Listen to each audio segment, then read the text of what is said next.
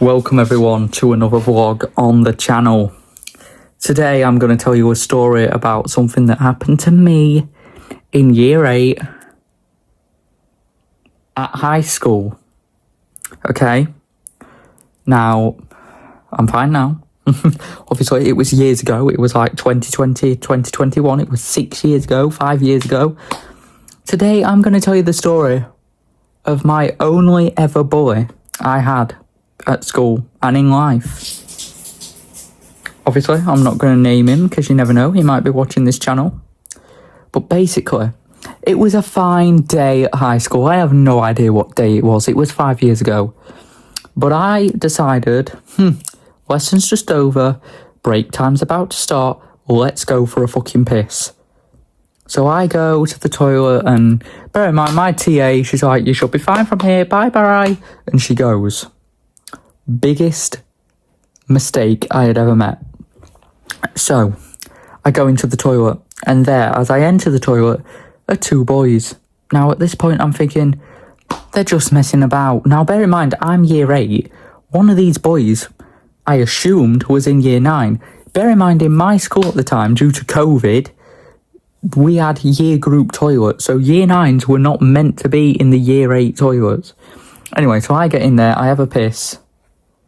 And then I start to hear these boys talking about me. But not just talking about me, they're talking about what they're going to do to me.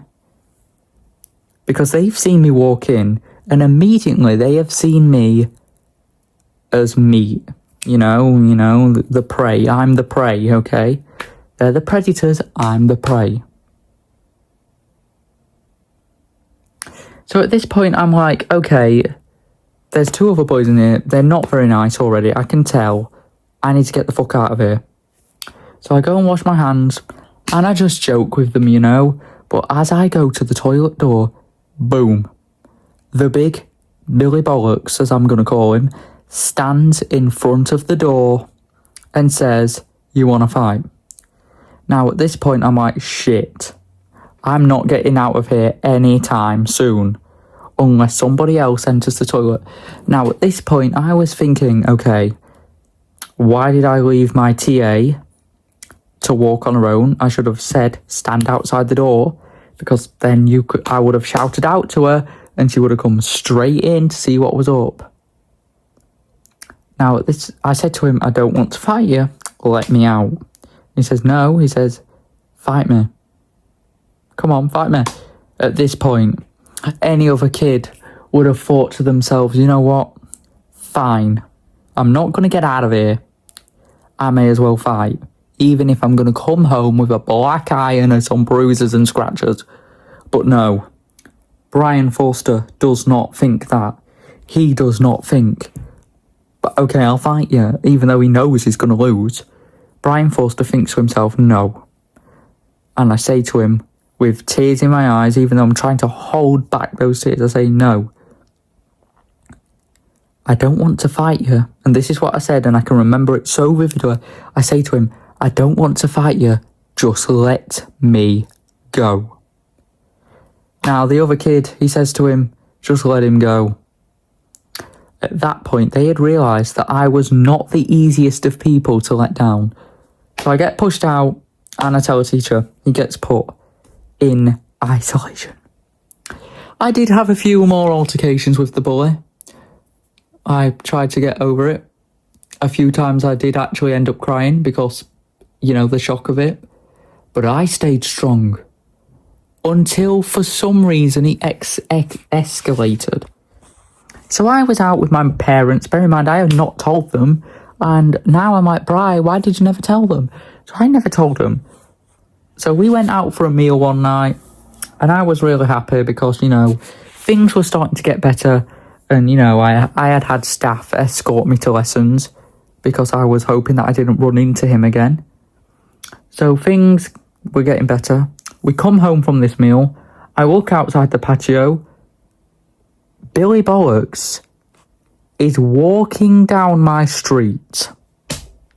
The bully himself is on my street.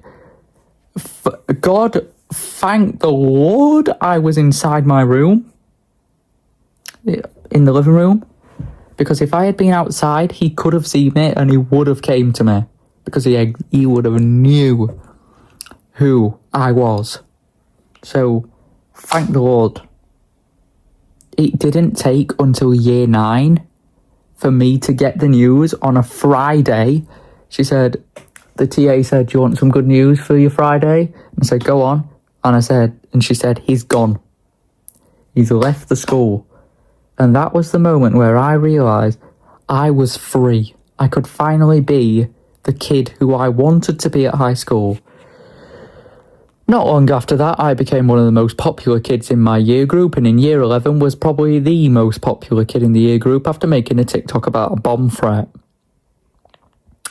Can you imagine if the bully had still been there then, watching me have all the fame? In the end, the bully would have got battered anyway. You know, it's like a chain reaction. Big bully gets beat up by the bigger bully, and the chain keeps going on. I am so happy at how brave I was during all that. Look at where I am now. Dinnington Steelers have just won 15-2. You heard me right. I looked at the score on the game and it was 6-2. 2 minutes later, 14-2. And I'm like, okay. But yeah, I'm just very happy to be the person I am now. You know, that was 12-year-old me or 13-year-old me going through all that. That was 5 years ago. I miss high school. You know, when I go to college, I don't get the same vibes. Well, this year at college hasn't actually been that bad. I've enjoyed it. But at high school, I had the best memories ever. And now I've left, I'm never going to get them back. Unless I work there.